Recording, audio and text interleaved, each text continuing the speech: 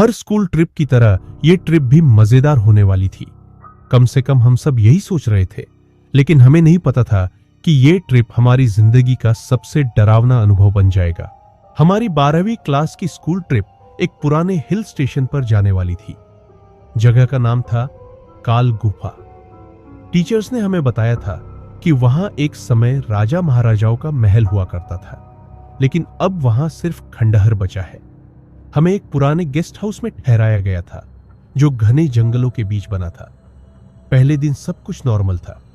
हमने ट्रैकिंग की, फोटो खींचे, कैंप फायर किया, लेकिन रात होते ही अजीब घटनाएं शुरू हो गई।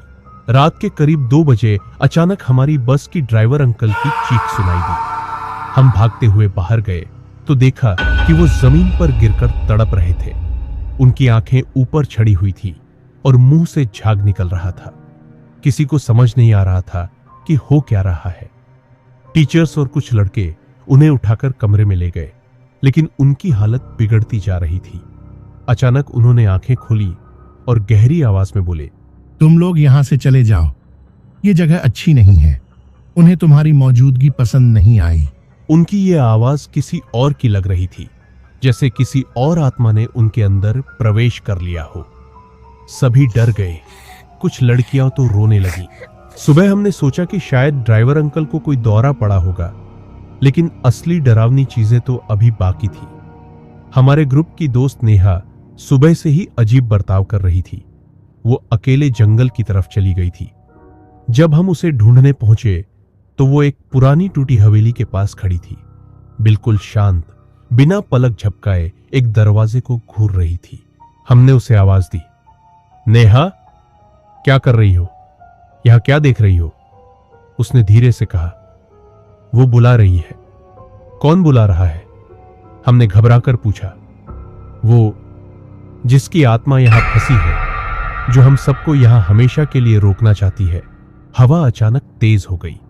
पेड़ जोर जोर से हिलने लगे। ऐसा लग रहा था जैसे पूरा जंगल हमें घेर रहा हो। नेहा की आंखें लाल हो गई और वो जोर जोर से हंसने लगी। हमें लगा कि ये कोई मजाक है, लेकिन तभी एक काले साए नेहा के पीछे आकार खड़ा हो गया। वो साया धीरे धीरे हम सब की तरफ बढ़ने लगा। अचानक गेस्ट हाउस का दरवाजा जोर से बंद हो गया। हम सब चीखते हुए भागे, लेकिन रास्ता ढूंढना मुश्किल हो गया था। हर तरफ कोहरा था और अजीब अजीब सी परछाइयां हमें घेरने लगी। नेहा अब भी अजीब हरकतें कर रही थी। हम किसी तरह बस तक पहुंचे और टीचर्स ने कहा, चलो तुरंत यहां से निकलते हैं। ड्राइवर अंकल की हालत अब भी खराब थी, लेकिन किसी तरह उन्होंने बस स्टार्ट की। जैसे ही बस आगे बढ़ी, हमने देखा कि वो पुरानी हवेली अब चमक रही थी, जैसे किसी ने वहां दिए जला रखे हो। और फिर सबसे डरावनी चीज हुई। हमारी बस की खिड़कियों पर खून की बूंदें गिरने लगी और अचानक नेहा ने एक डरावनी आवाज में कहा, वो हमारे साथ आ रहा है। हम सब ने पीछे मुड़कर देखा।